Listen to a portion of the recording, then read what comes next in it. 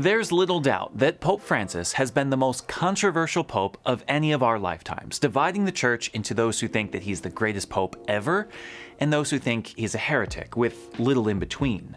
In recent years, the latter's group has grown only louder, with some going as far to say that he is not even the real pope at all. Obviously, one video cannot synthesize every detail of his pontificate or adjudicate every controversy, and I'm certainly not qualified to even try. Plenty of thick books have been written on that subject, and surely many more will come out in the coming decades.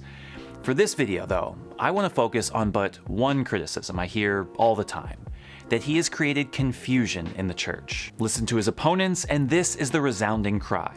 Pope Francis is confusing. He's ambiguous. He's a weak and divisive leader that is causing the faithful to go astray because he doesn't know how to directly teach the tradition of the church. I really couldn't disagree more. In this video, I'd like to suggest 4 things that are fueling this notion that Pope Francis is confusing, with a solution for each. First, I think it's important to approach this topic with a bit of humility and admit that the average Catholic is not particularly well catechized. Many of the same people who criticize Pope Francis like to cite that flawed communion study that says that only 30% of Catholics believe in the real presence of Christ in the Eucharist, so this should be an easy point to concede. This week, I posted a poll on Twitter and this channel. Who has read and can state something meaningful about Populorum Progressio, Laborem Exercens, and Caritas in Veritate, 3 major social encyclicals about the Church's teaching in the economy, one each by Paul VI, John Paul II, and Benedict XVI. While only a few hundred responded, by no means a proper sample size, the results are what everyone would expect. Almost no one has a grasp of what they say. An overwhelming majority know almost nothing of 3 of the most important church documents from the last 50 years, on the development of peoples, on workers' rights, on the social and economic issues of a global world.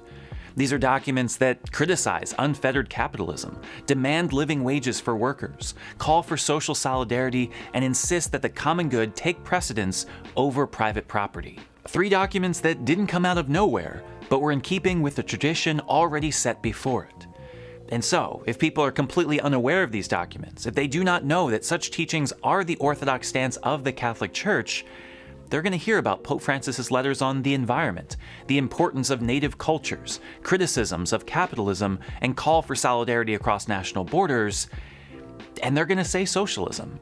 They're going to think he's driven by politics, that he's a heretic, that he's creating confusion. Really, it's just poor catechesis. Now, luckily, there's a really easy solution to this problem. Learn more about church teaching. Read the compendium of the social doctrine of the Church. It's free online. Learn about the 7 tenets of Catholic social teaching. When you hear Francis say something that sounds a bit strange, look it up in the Catechism. Take it to prayer. Use it as an opportunity to learn more. Don't just assume the Pope is an idiot. He's not. What the Pope is Latin American, and a Jesuit, and a clergyman formed after the Second Vatican Council, meaning that he has a different ecclesiology, different style of leadership, and different approach to communication than we're used to. If you look at the way that John Paul II and Benedict XVI governed as popes, we see a clear top-down style.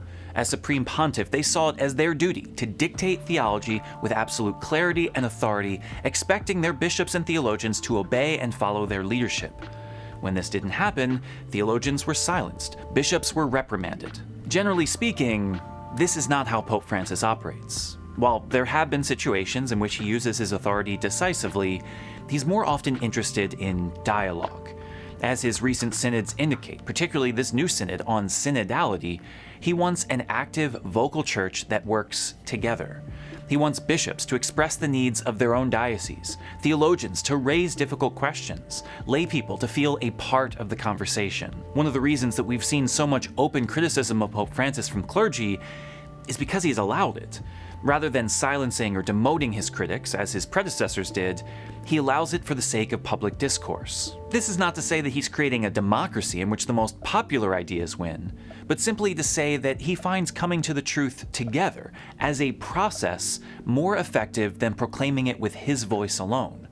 For those jumping into the conversation before it's finished, or returning to point 1, don't follow up by reading his post-synodal decrees, they're going to be left confused. This is a problem that's a bit more difficult to fix than just poor catechesis, because that pre-Vatican II ecclesiology and understanding of authority is embedded into so many people. I experience this a lot in our churches.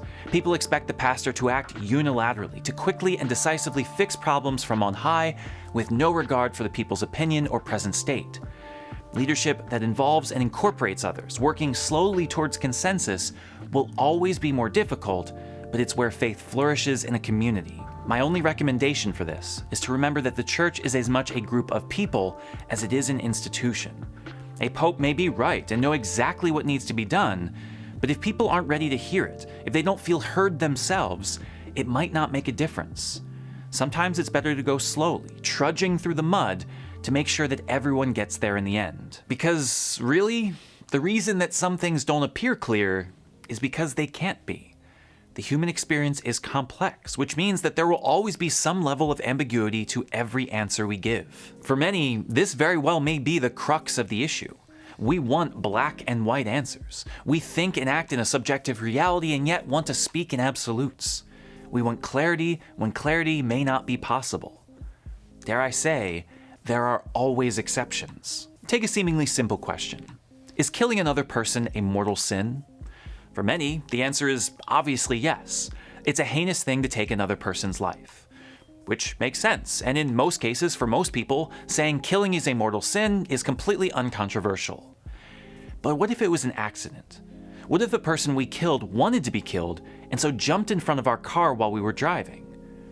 No one in their right mind would put fault on the driver in that situation. Before we can propose any moral absolutes, we have to consider one's intention, the actor's freedom, the circumstances of the situation, lots of different factors.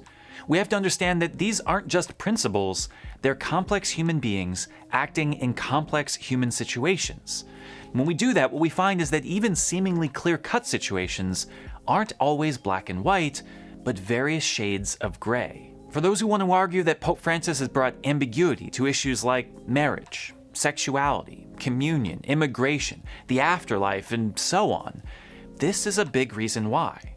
It's because he does not speak in absolutes. He does not approach these issues with a one-size-fits-all solution. He does not try to come up with simple answers for complex problems. Rather, he has repeatedly called us to see the person, not just the issue, to look for those who are left outside, on the margins, to understand that the law is meant to serve the life of the gospel, not the other way around. Everyone loves justice, but few have time for mercy. Sometimes our demand for clarity, for easy answers, misses part of the problem.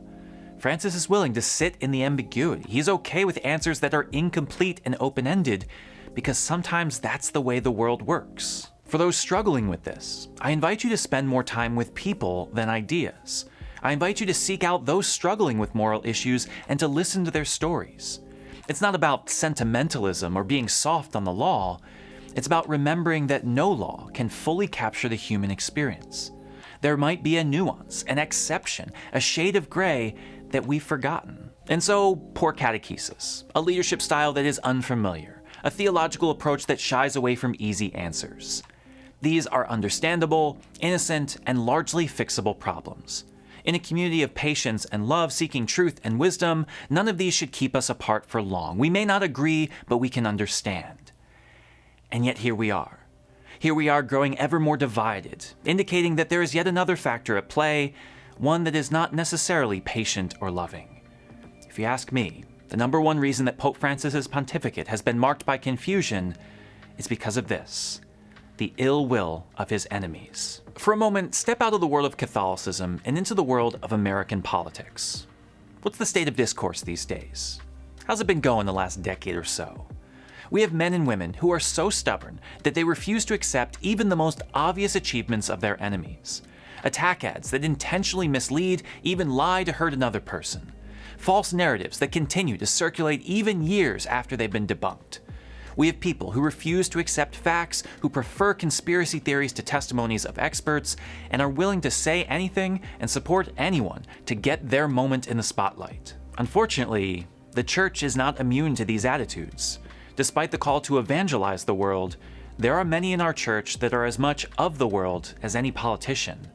On a routine basis, I see lies, conspiracy theories, misrepresentations, unfounded accusations, and shameless cries for attention from people in the Catholic world aimed against Pope Francis. When you have a church struggling with the first 3 points, honest problems that can even occur in people of goodwill, the words of people like Taylor Marshall, Michael Voris, Archbishop Vigano, Raymond Arroyo, Cardinal Burke, and Patrick Coffin are pure gasoline on a fire. They present themselves as coming from a place of concern, as legitimate sources of Catholic authority, but all they're doing is creating confusion and discord themselves. Why is there so much confusion surrounding Pope Francis?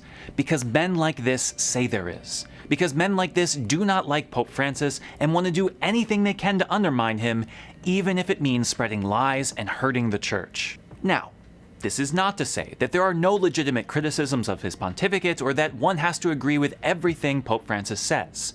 Clearly, this is not the way authority works, and as I've already pointed out, Francis is better at tolerating this than his predecessors. But I'm not talking about a difference of ecclesiology here. I'm not talking about disagreements held in good faith. I'm talking about the intentional and deceitful attempts by some to discredit Pope Francis for their own personal gain.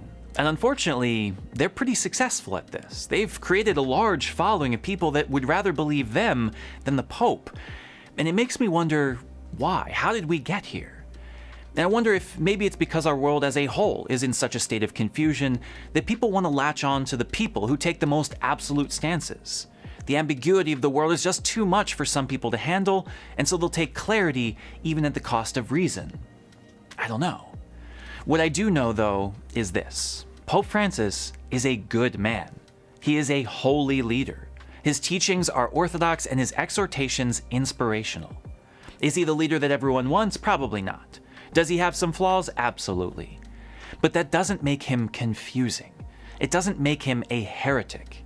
And it most certainly does not make him a false pope. But maybe you're unconvinced by my words. Maybe you truly do find Pope Francis to be confusing and problematic, and you kind of like those people I mentioned.